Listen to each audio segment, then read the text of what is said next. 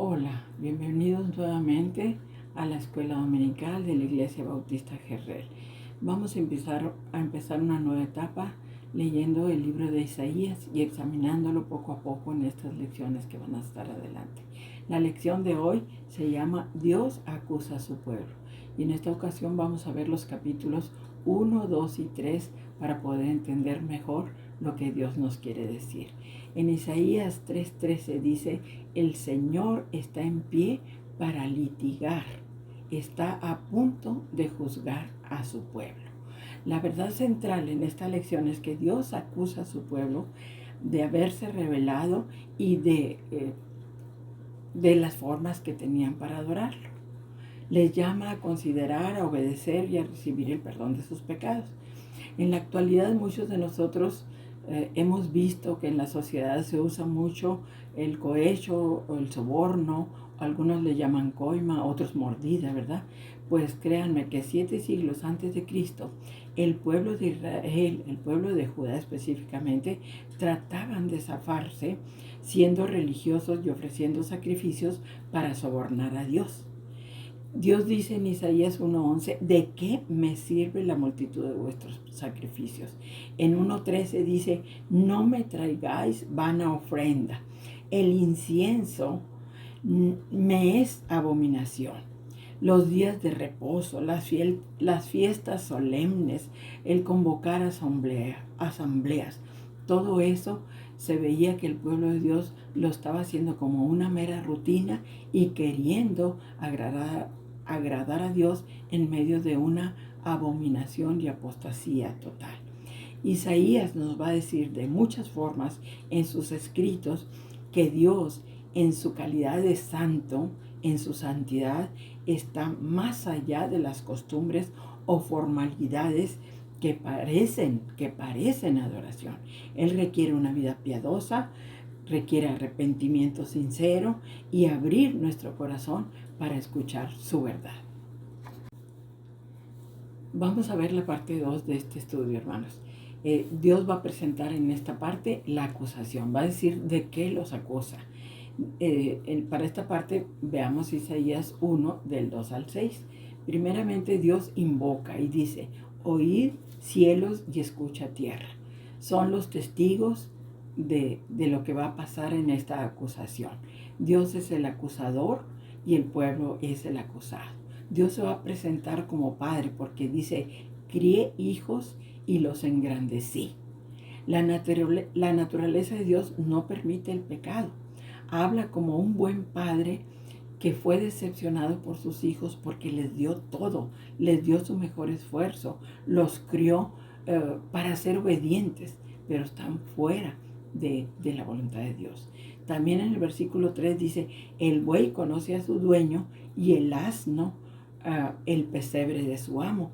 Aquí hace Dios una comparación muy triste, ¿verdad?, para el pueblo de Judá. Dice que los animales son fieles y dóciles y reconocen a su dueño.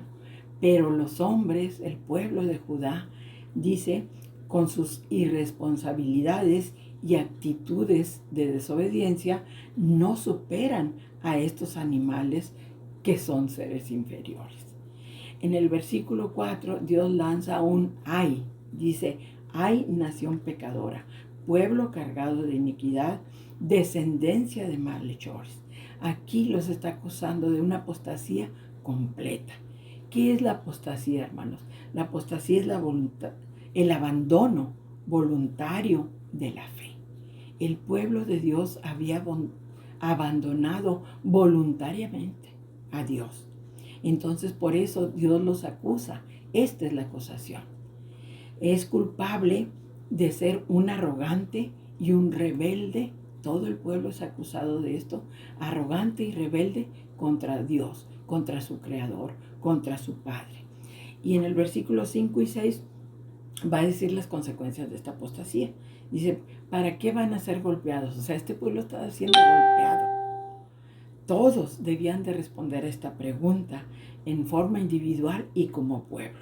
Entonces vamos a ver que los resultados son trágicos. El pecado está El pecado había infectado toda la nación de Israel. Por eso dice, desde la planta del pie hasta la cabeza, no hay en ella una parte sana. Son heridas, golpes y llagas recientes. Este es el resultado trágico del pecado. Sin embargo, había un precioso remanente fiel. Gracias a Dios, un pequeño remanente fiel, entre ellos el profeta Isaías, que es el que está lanzando esta acusación. Dios está lanzando esta acusación por voz del profeta Isaías. Vamos a continuar con la tercera y última parte de este estudio, hermanos. En este estudio vamos a ver que Dios ofrece la gloriosa posibilidad del perdón.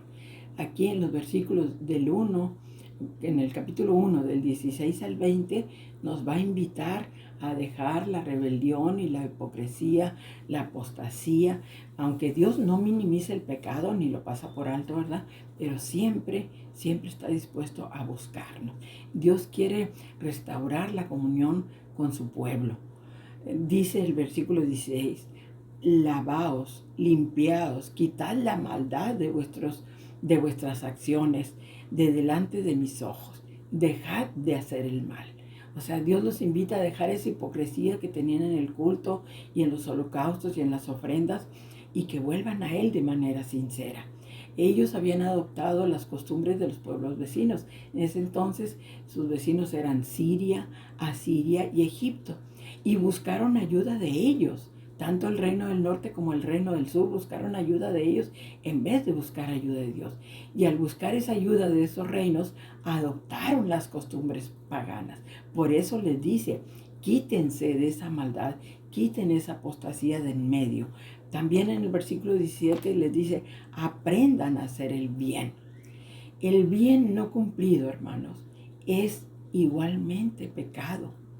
La pasividad es pecado. Si vemos que nuestra familia peca, o vemos el pecado, los sacerdotes podían ver el pecado, los profetas podían ver el pecado, no se podían quedar impasibles. Por eso Isaías hace esta exhortación hablando palabras de Dios.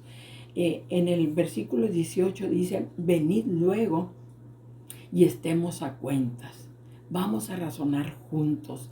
Dios hace un llamado urgente. La palabra luego es urgente. Luego, ahora, porque la demora puede ser fatal. Como Dios ya los encontró culpables, ahora les va a hacer un ofrecimiento. Vengan y estemos a cuentas. Vamos a ver que Dios siempre toma la iniciativa, hermanos.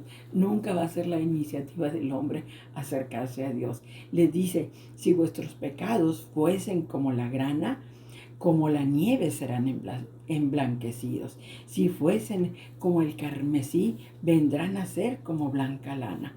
Este contraste entre el rojo y el blanco nos recuerda la sangre de Cristo, hermanos. Los que hemos aceptado a Cristo en nuestro corazón, sabemos que nuestros pecados fueron limpiados. Dios nos ve blancos, limpios, sin pecado por la sangre de Cristo. Y esto también se los está ofreciendo al pueblo de Judá por medio del profeta Isaías. Y le sigue diciendo, si quisieres, tendrán lo mejor de la tierra, comeréis lo mejor de la tierra, en el versículo 19. Porque las bendiciones de Dios, las bendiciones especiales siempre van a venir en la bondad, en la obediencia a Dios. Y en el versículo 20 les da la opción. Pero si no quisieres, porque siempre Dios va a respetar nuestras decisiones, pero si no quisieres y fueses rebelde y fueren rebeldes, seréis consumidos a espada, porque la boca de Jehová lo ha dicho ya. Hermanos, con Dios no jugamos. Dios ofrece muchas oportunidades, pero si no las quieres recibir, tú mismo te consumas.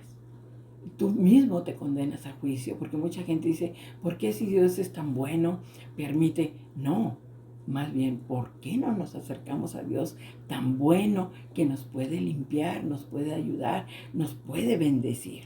La espada para el pueblo en ese entonces eran los pueblos vecinos, que los vinieron esclavizando y llevándose a los cautivos. Para nosotros, hermanos, es el juicio. Si no aceptamos a Dios, el juicio en el infierno.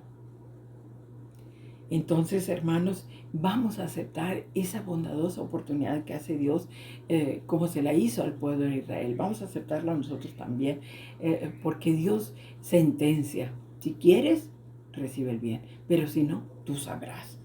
Entonces, Dios siempre con el juicio, siempre va a dar una oportunidad, siempre. Dios es el Dios de las oportunidades. Dios les bendiga, hermanos.